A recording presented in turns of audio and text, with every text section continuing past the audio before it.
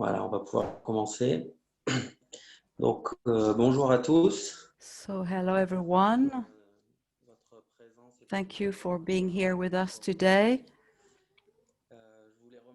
I just want to first of all thank all of our speakers and our panel of speakers who are here with us today.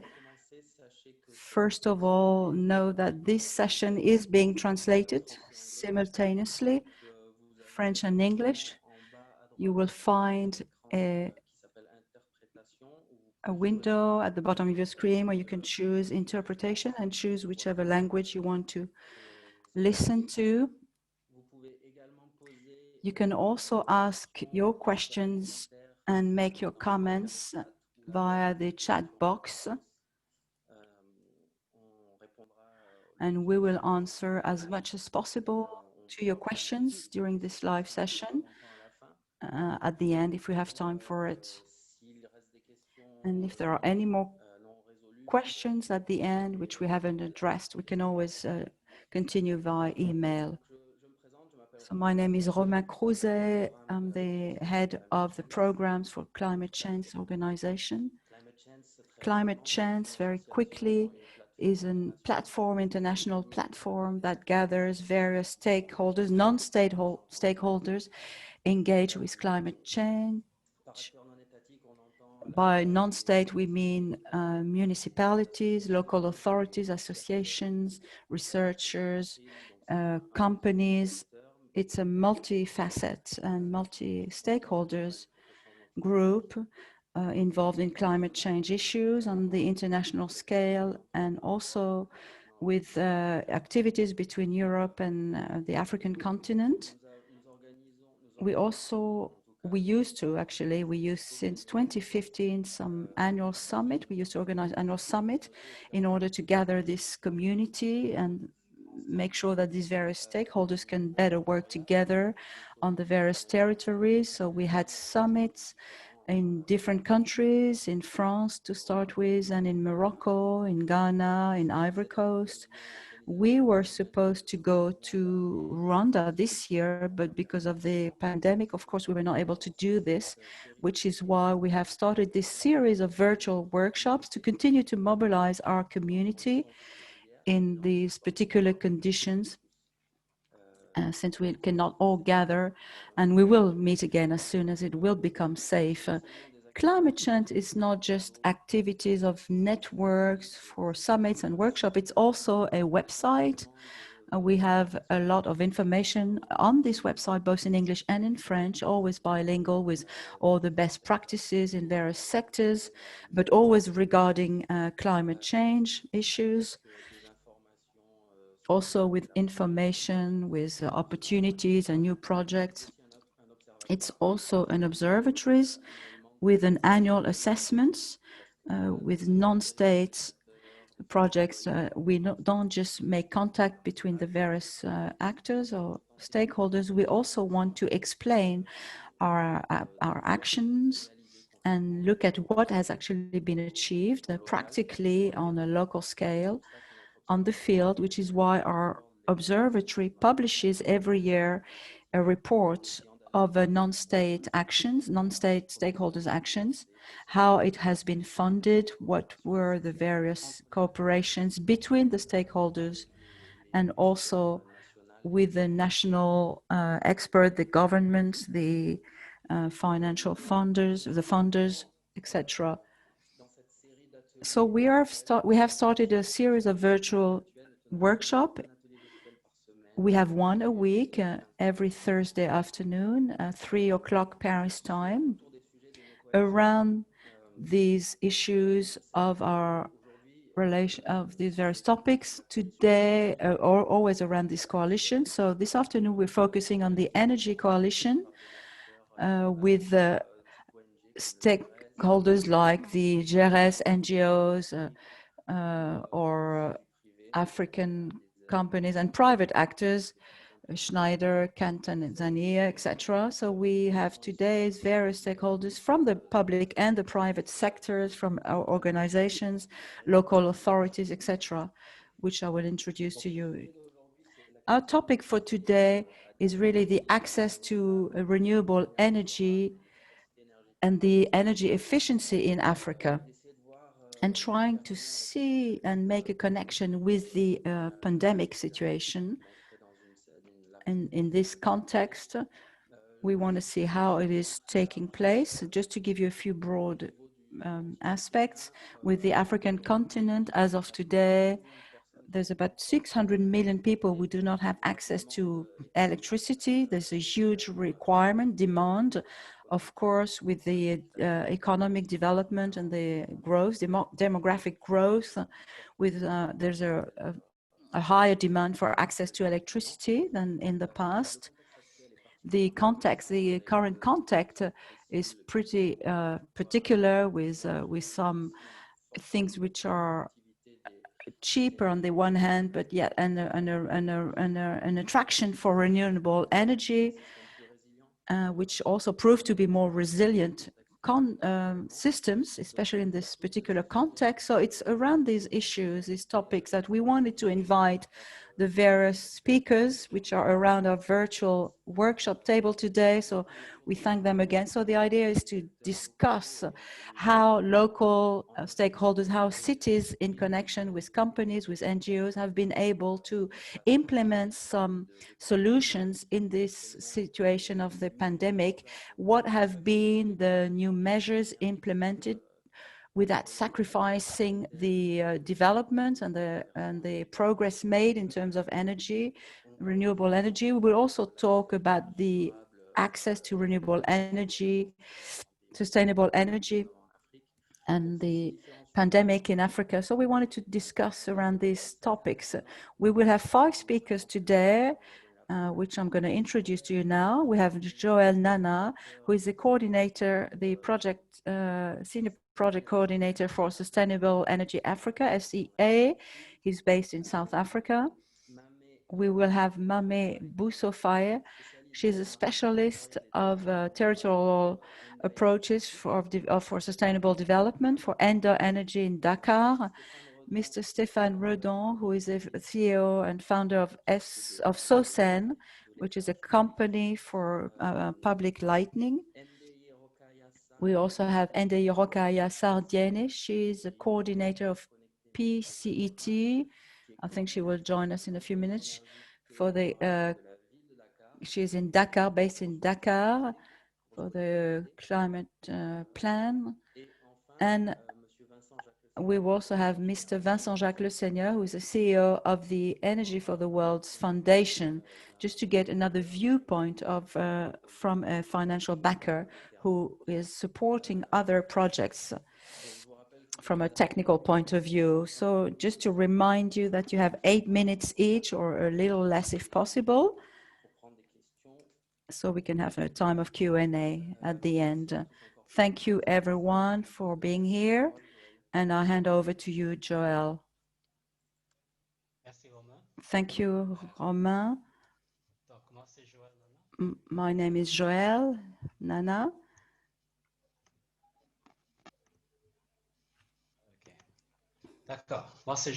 My name is Joel Nana. I work for, without any further ado, I'm going to switch back to English. I feel more comfortable there. Through a short presentation, the road to renewable energy in African cities, not specifically linked to COVID, the COVID pandemic, but I'm just going to browse you through 2 very interesting projects we've been doing at Sustainable Energy Africa, quite inspiring. You can go to the next slide, please.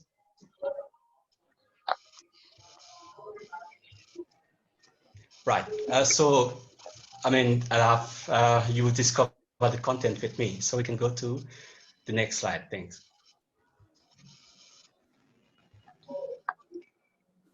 Right, so Sustainable Energy Africa, like Romain said, it's an NGO, quite a little NGO, about 15 employees, and it's been in existence since 2000, the year 2000, actually 20 years of existence already. And C works at the strategy level, supporting cities to understand their energy picture in order to begin directing it in more sustainable directions. supports cities with the implementation technologies and the policy and administrative changes that are needed for a new energy future. We also look to the ongoing development of better access to clean, safe and affordable energy for households. So maybe I'm going to take you into the core now of our project today. You can go to the next slide. So through that, we've been engaged with cities over the past decades in several aspects, and where we've been very strong was around creating the evidence base, and more recently with climate action planning across several cities in Africa, in sub-Saharan Africa to be specific. And there, the focus of this presentation today is around the project implementation, where we move from planning to showing or showcasing very innovative projects that can really take renewable energy forward in cities. Next slide, thanks. Right, so the image on the left is kind of what we've been doing, and we're quite famous for producing this kind of fancy graphs, which creates the evidence base and gives you the energy profile or emission profile of several cities across the world, across sub-Saharan Africa. And then on the other hand, we have climate action planning, where we use this evidence base to draft very ambitious climate action plans towards achieving or setting targets towards renewable energy. Now, let me take you through two very interesting projects we've worked on. You can go to the next slide, thanks. So the very first project, and I'm going to slow here a bit. And the very first project was the C40 South Africa's Buildings Program. As the name tells, it's sponsored or financed by the C40 Cities Leadership. This is quite an innovative project in the sense that it takes the work, like it's really ambitious in the sense that it works with the four largest South African metros, which are Durban, South Africa, Durban, Johannesburg, Pretoria, and city of Cape Town. And what we actually try to achieve here is to have these four cities develop or draft policies towards net zero buildings across their building permits, across their building codes. And because this work is very technical, we've been involved with also the very technical partners in this field, which is the Green Building Council of South Africa, Assure South Africa, and of course, Sustainable Energy Africa. Where it's quite interesting is that this project has the possibility to drive a full sector transformation. And for those who are very familiar with GHG inventories in cities, you will know, of course, that buildings account for a whole chunk of emissions. So to be able to have cities implement these net zero buildings policies already in 2020, because that's the target, it's really going to drive, like, really revolutionize or transform the entire sector, in the sense that all buildings that will be added from 2025 onward are going to adhere to the strict principles of net zero carbon. And actually, to this effect, we just released recently, the Green Building Council released recently a Getting to Zero guide, which you can see on the picture there. That Getting to Zero gives practical tips on how net zero carbon can be achieved, from identifying the right people to have on your project team, to the actual energy use intensity of lighting and mechanical equipment that should be targeted in a commercial building. This is really the first of its kind document that has been produced in South Africa towards cities. And thanks to this project. You can go to the next slide, thanks.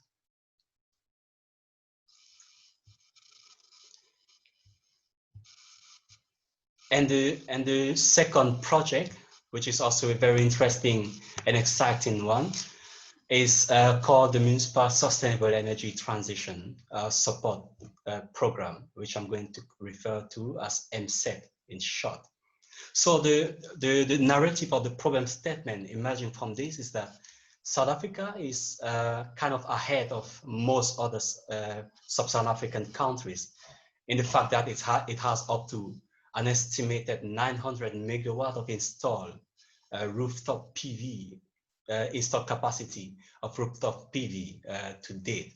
This is quite huge when you compare to other cities or to other countries in the region. And the problem here is that these systems are connected to municipal distribution infrastructures. And if you're not aware, or if you don't know, in South Africa, here the cities have so much power that they are able to distribute, they distribute or they sell electricity, which is not the case in almost every sub-Saharan African city. Like there are very few that you find doing this.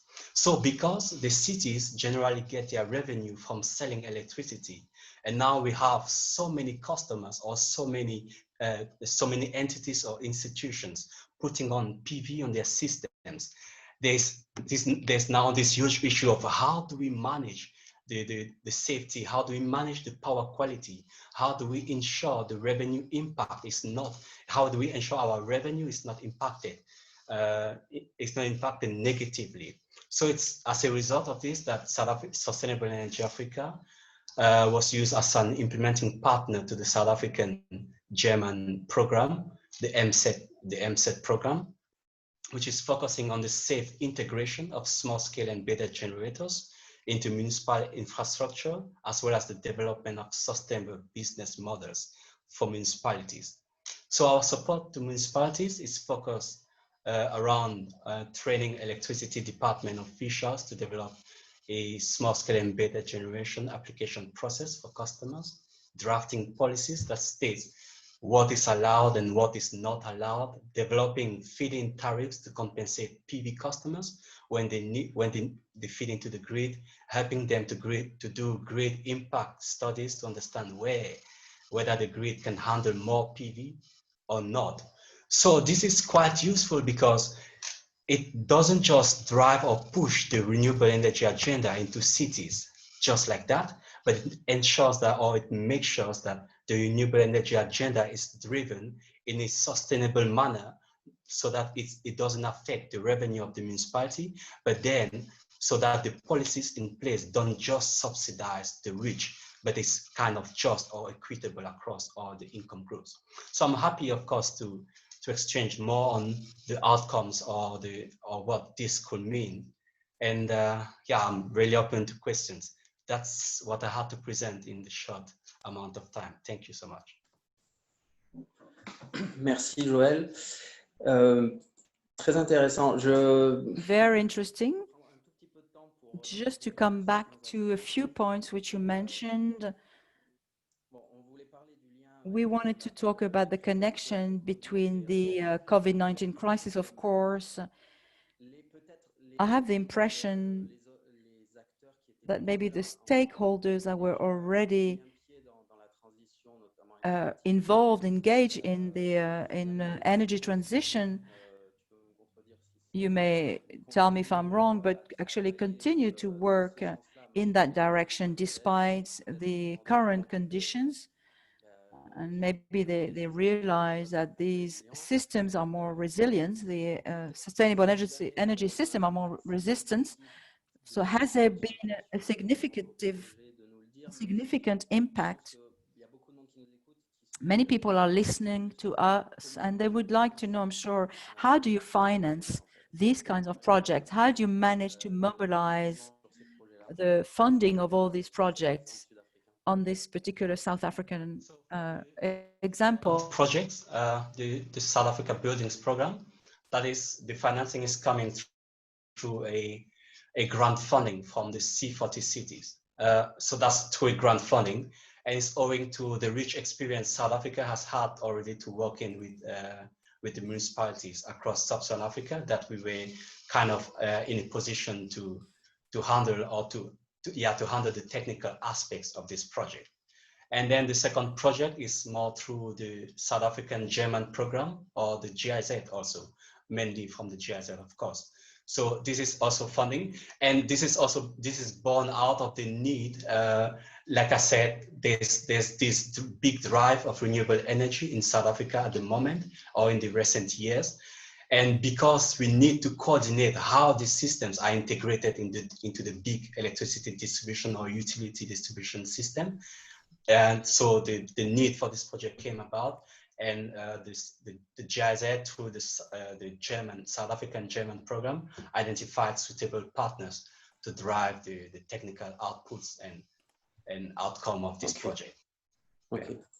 Donc même dans le contexte actuel d'une Afrique So du what Sud. you're saying is that despite this context, South Africa being one of the most affected countries, what you're saying is that the projects continue to develop. That's what I'm hearing. It's true now, but the surprising thing is actually that we are now able to mobilize more city officials than before, because before you needed to restrain the participants at a workshop maybe to 30 because of funds and so on. But then now with the pandemic and the fact that we all have to do things remotely, we can have several more than double the amount of participants at a single training, which is a good thing. Yeah. Ok. Bon, je suis désolé, on va passer parce qu'il est déjà. I'm sorry, unfortunately, we're going to have to move on to the next person, Mame from Enda Énergie in Dakar.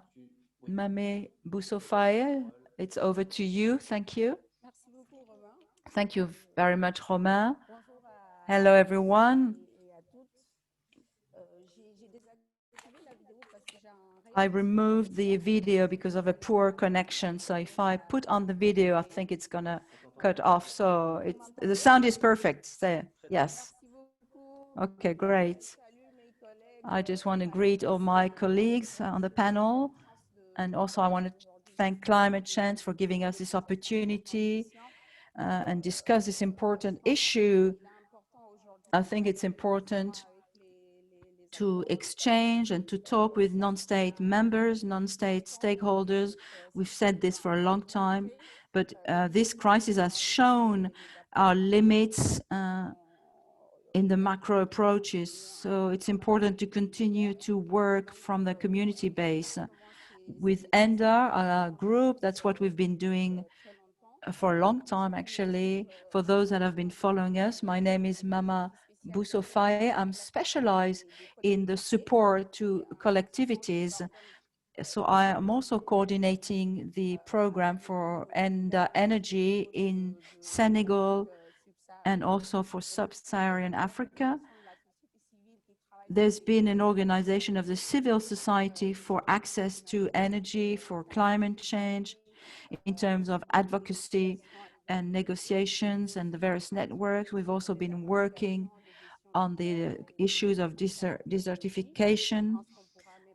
I think we can maybe put the link to the website if any of you wants to check our website. So just to answer the question very directly, I'm going to start first of all by the impact of the pandemic on our work, on our company of the civil society, and also the various stakeholders that we work with.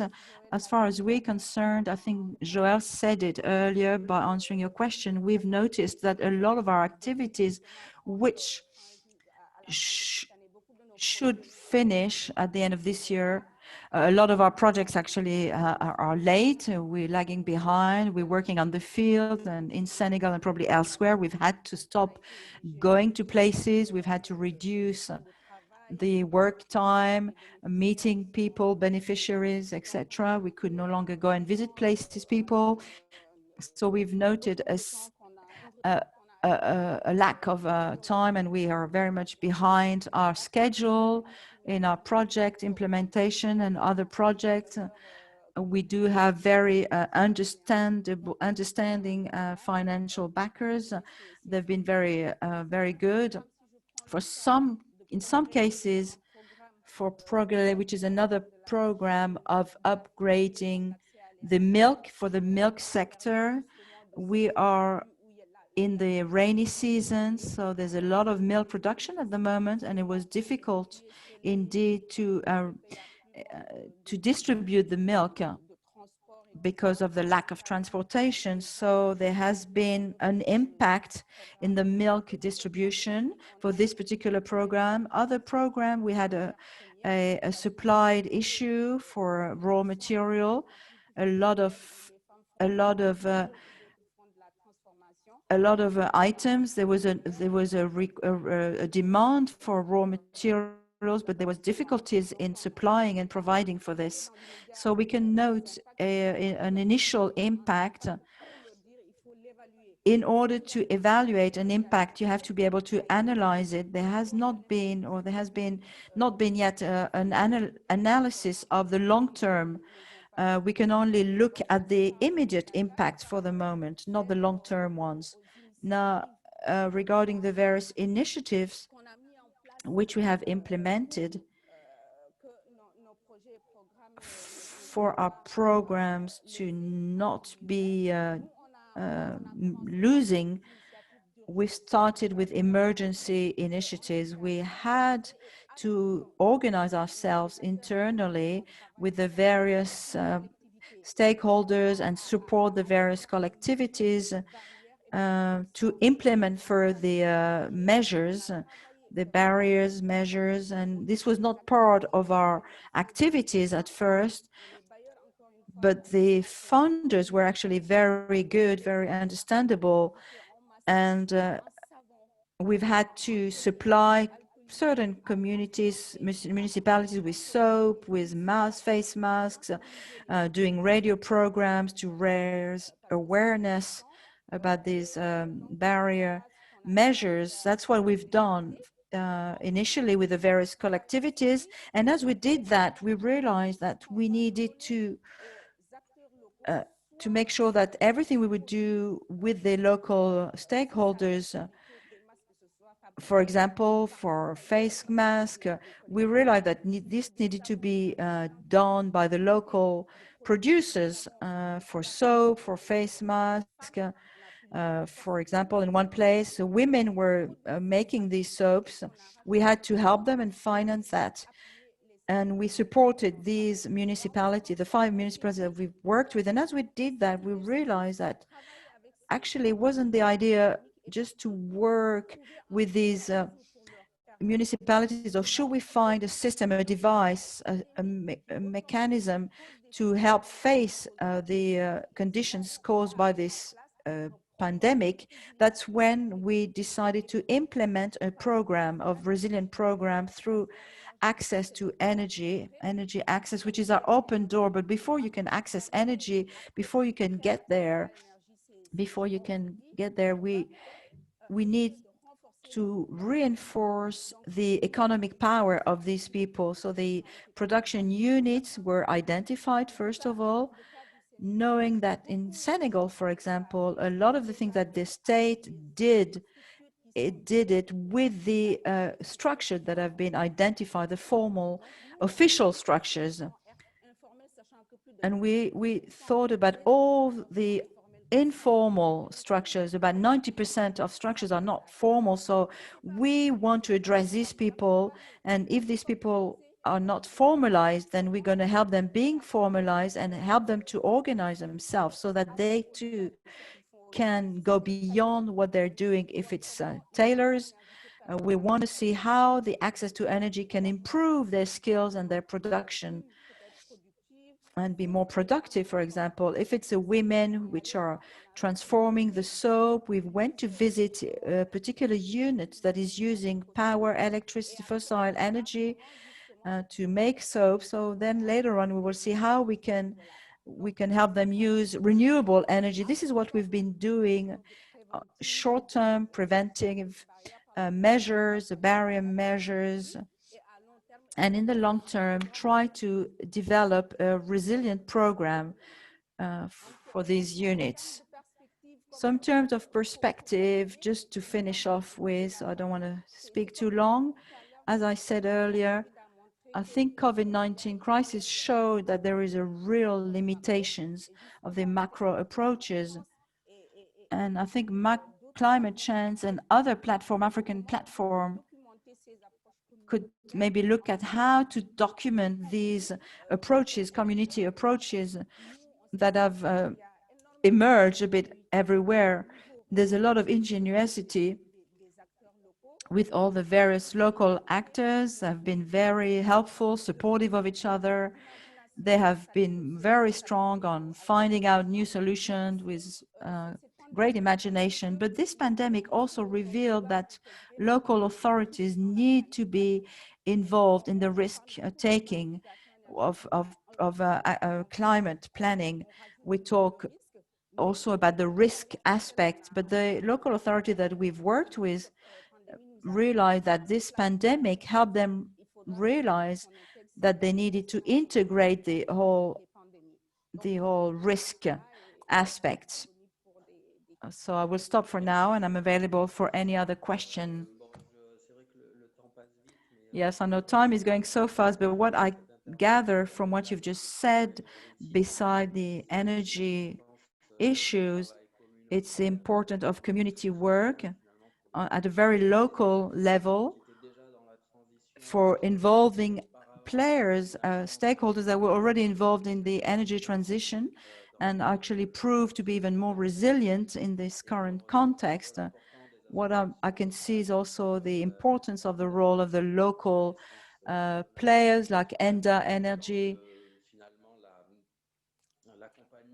in the support of the not formal structures, which is very important to do as well, and also the role of the local authorities.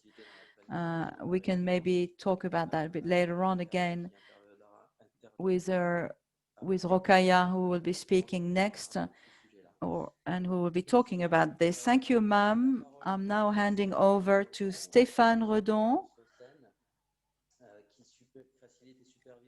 who facilitates and supervises especially public lighting. Thank you, Stéphane.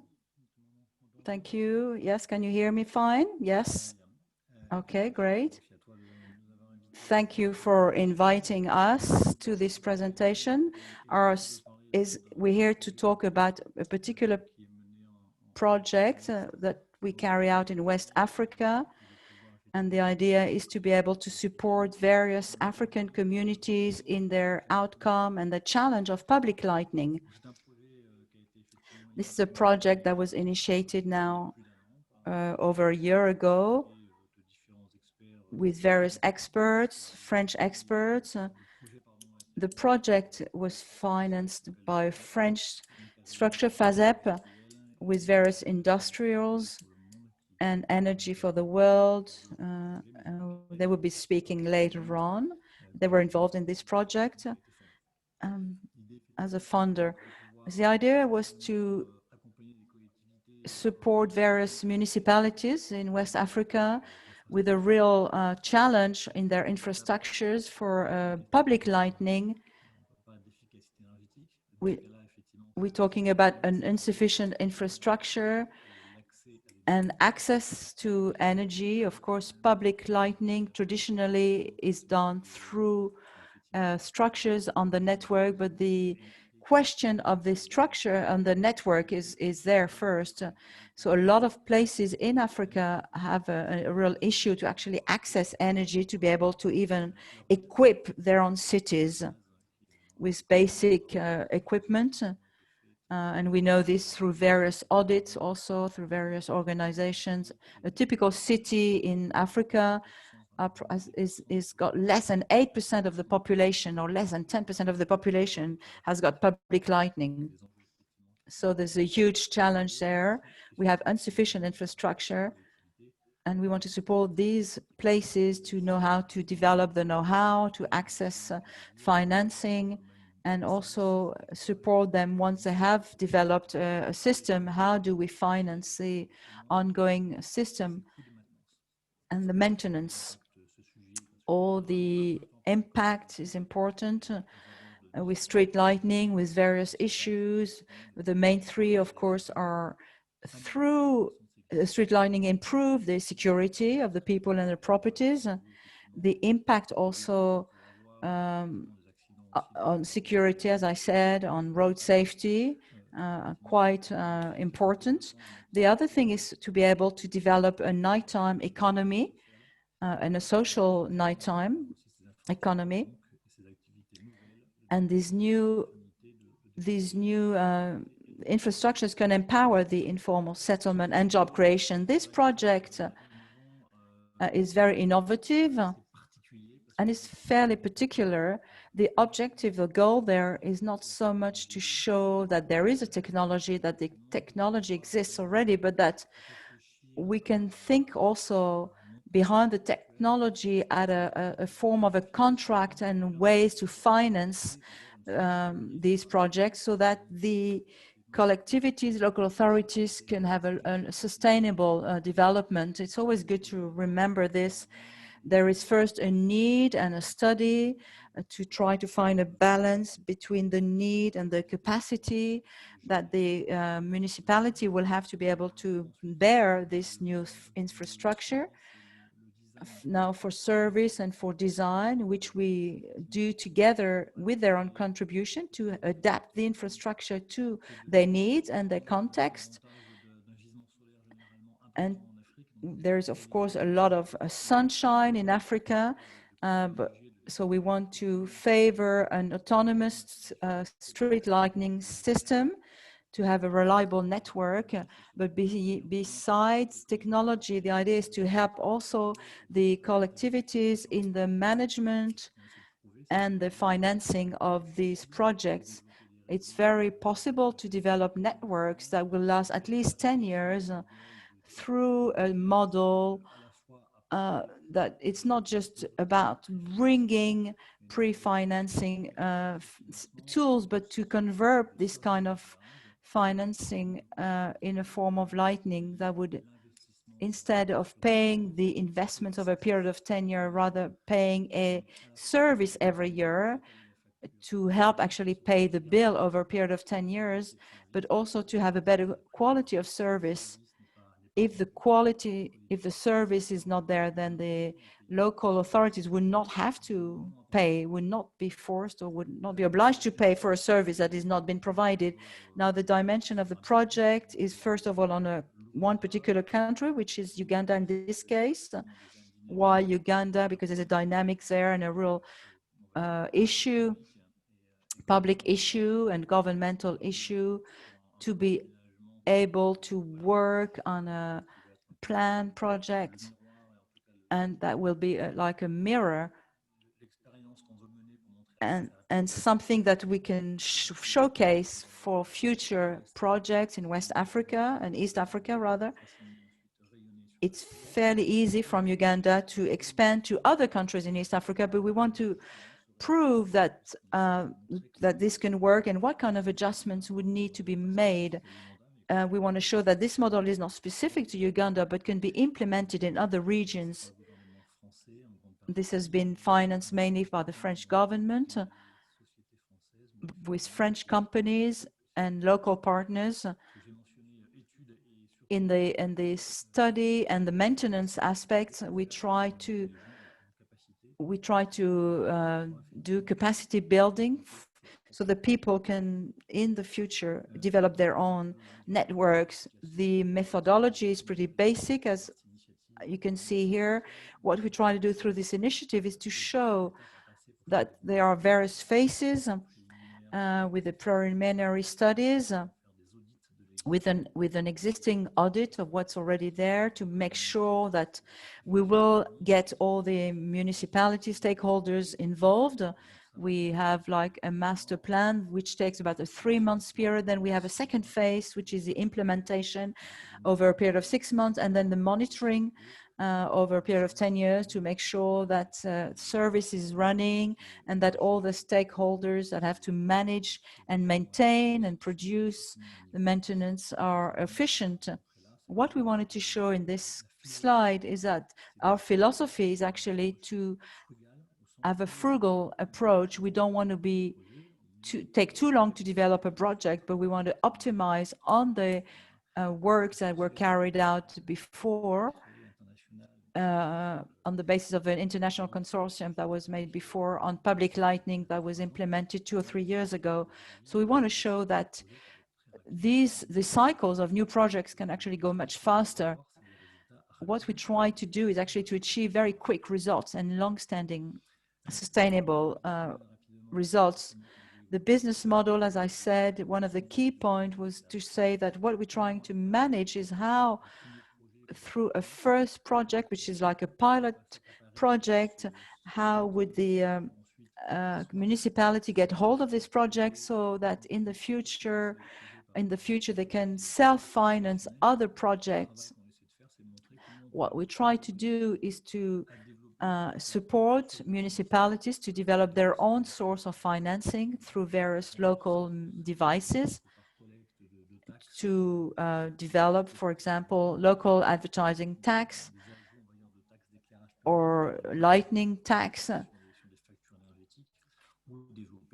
or develop the various new sources, or develop new networks like advertising in African cities.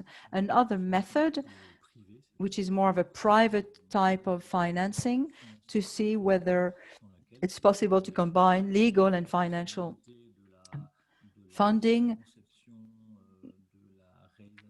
with the implementation and the maintenance costs that would be carried by the local authorities, with a contract, a service contract that would be signed with the city, lighting as a service,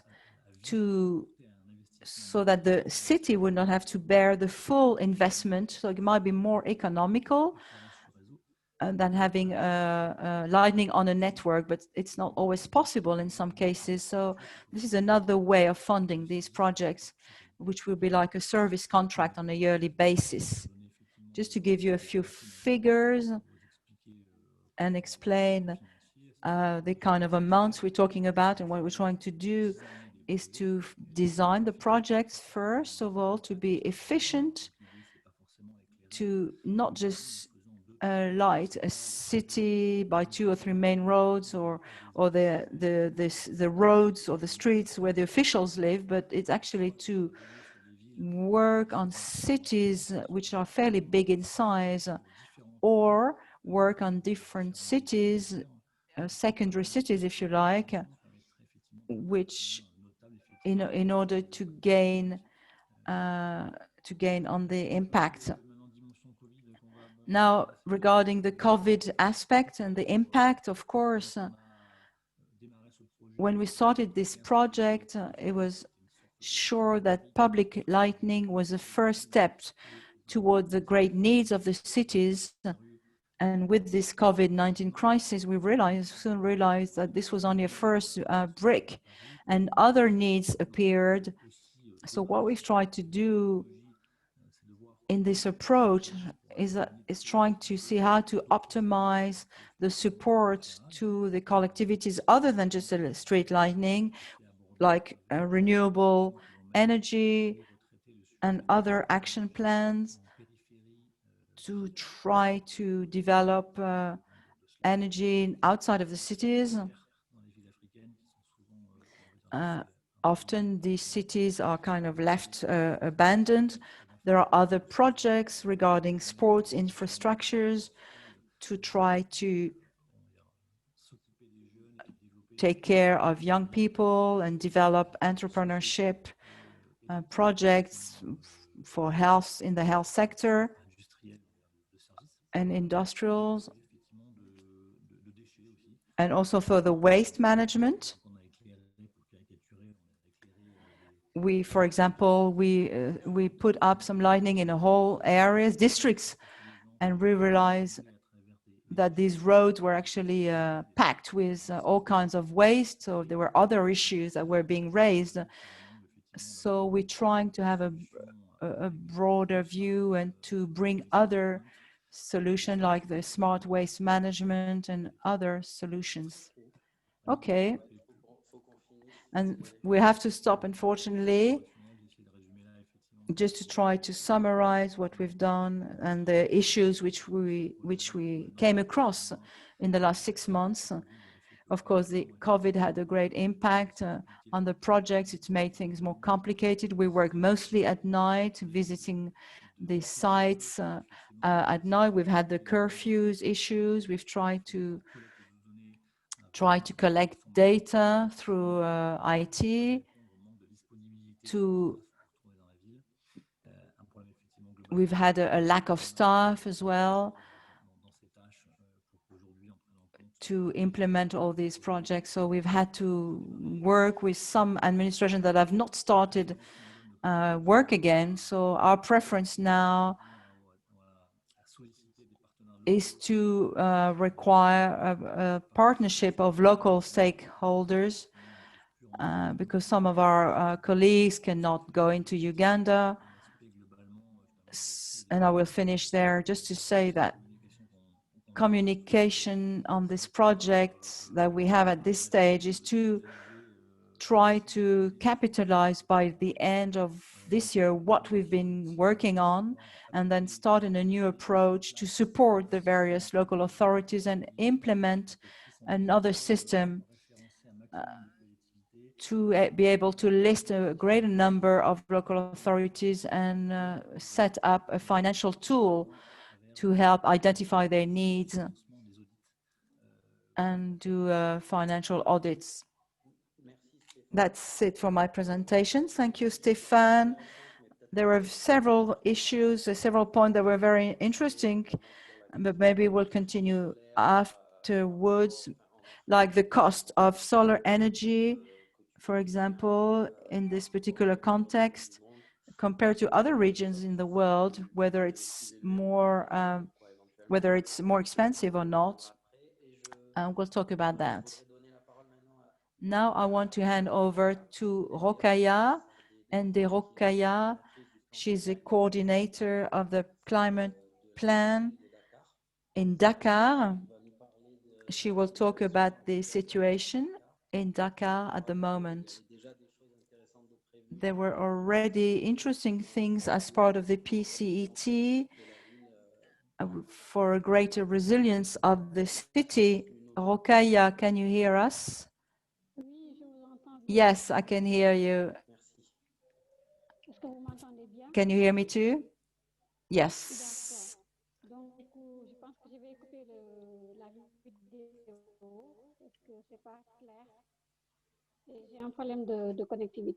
Okay. I will cut off the video. Thank you. Thank you. I want to greet all my colleagues. Thank you for Climate Change for giving us this opportunity and share our experience here in Dakar. As you said, I'm Rokhaya. I'm the coordinator for the Climate Plan and Territorial Energy of Dakar. This program is financed by the European Union as part of the Convention for Sub-Saharan Africa and part of the vision of the city of Dakar to make Dakar a sustainable city engaged in good governance and sustainable development. This program, as part of this program, Dakar City has implemented a program for efficiency, energy efficiency. It will be in the Wakam Center. This center is dedicated to the diagnosis of older people with a medical support. So the city of Dakar is taking care of the medical care. What we have come across, there's been 800 medical visits per month, but only 8 beds in the hospital. So as a city, we decided to develop this program for energy efficiency to implement a health and thermal program in the medical field. And this project will lead to the building of 2 units of 20 beds of a care unit. We will be using materials like Tifa, which we have here in one of our lakes. We also have a national program to make bricks out of this material to make that building. And we will also isolate the roof with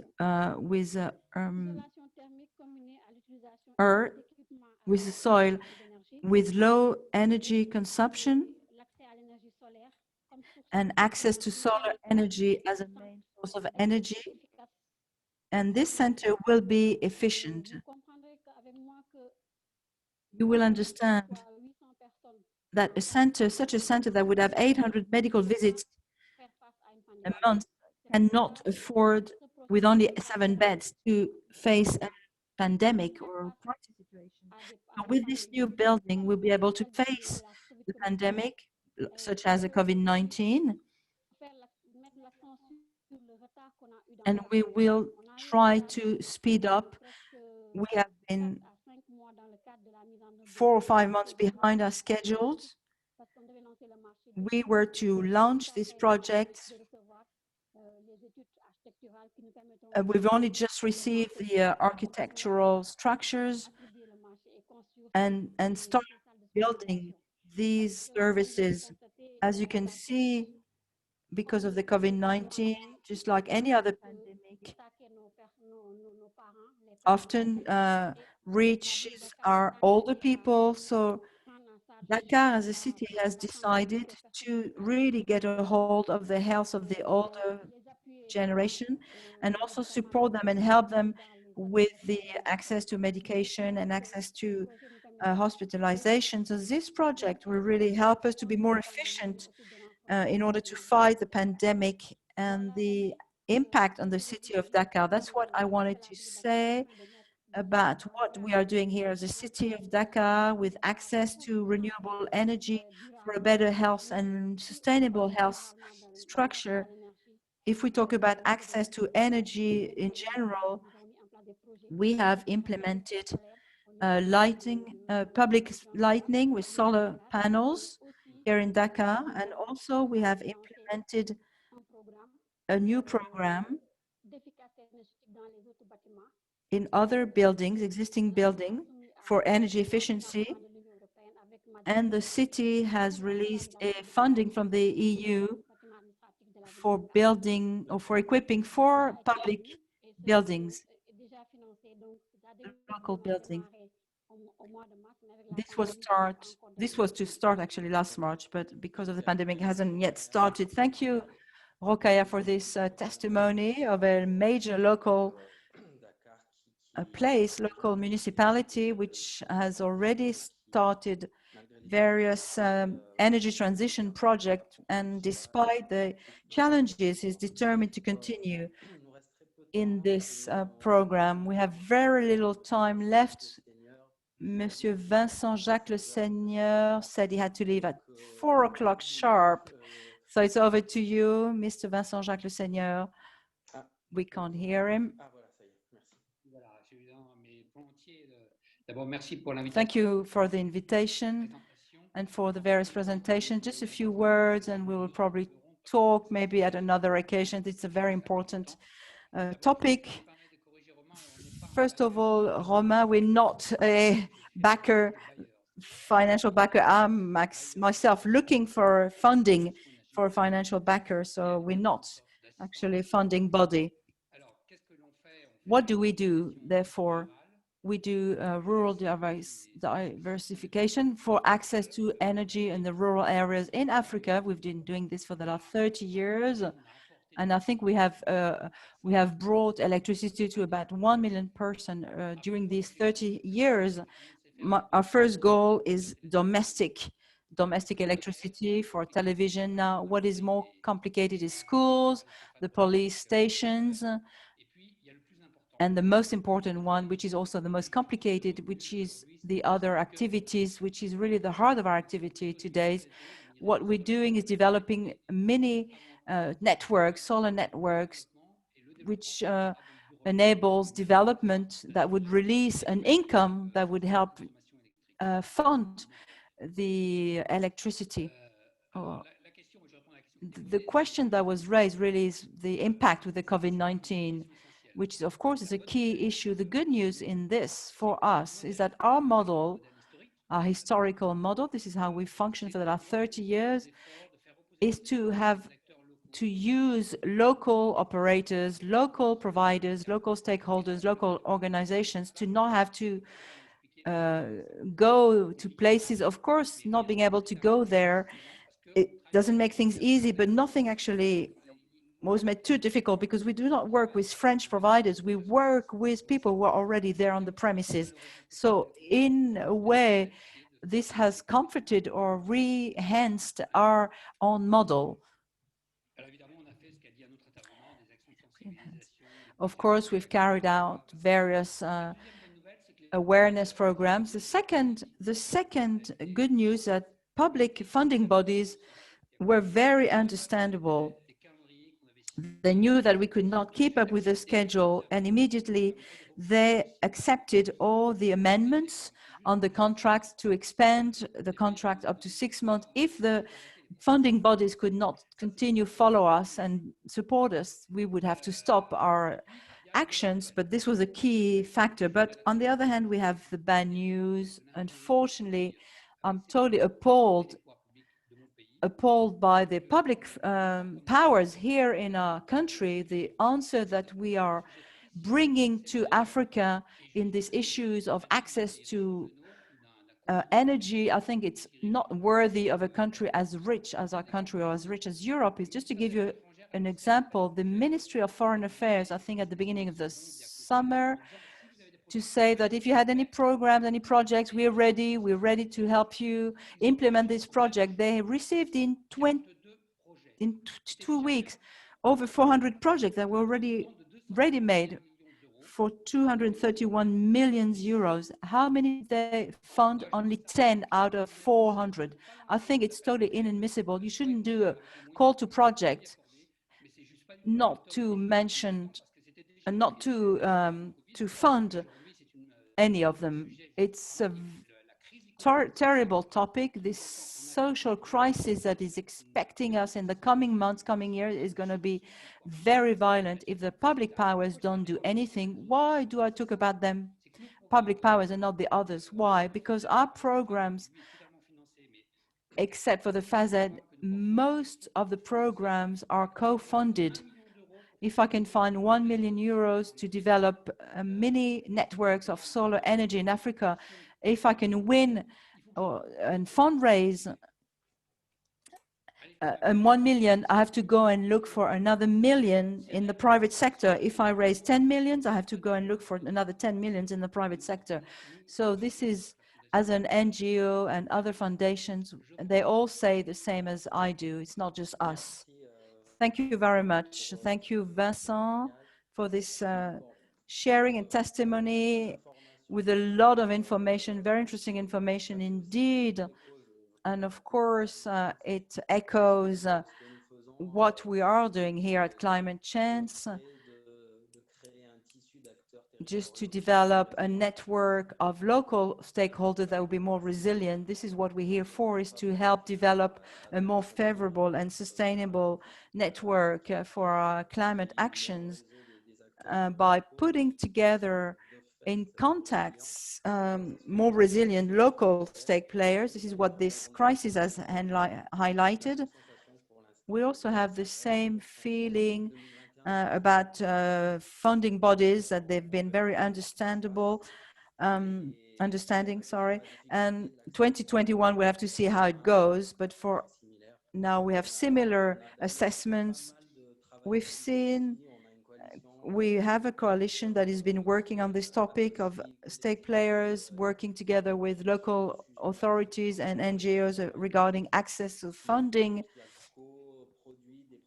that has come up with some pretty practical and concrete concrete actions for non-state stake players, because it's true that some funding bodies make things quite difficult for all the project managers, projects which need to be supported and financed. Thank you for your participation, and we'll be glad to organize another session and invite you.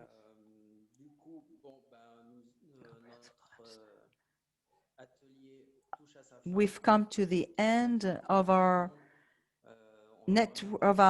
workshop. Unfortunately, we're not going to be able to look at all the questions and answer all the questions. I could see in the chat box quite a few questions already, but as I said earlier, you can always work to us at climatechange.org. All the people who have subscribed for this workshop will get the report. We will also publish the recording on our website. We try to be as reactive as possible. I don't see any hands. So I think we will end there. Thank you to all of our speakers. Thank you to all the participants. There were many of you. Thank you to the interpreter who has been with us since the beginning of this series of virtual workshops.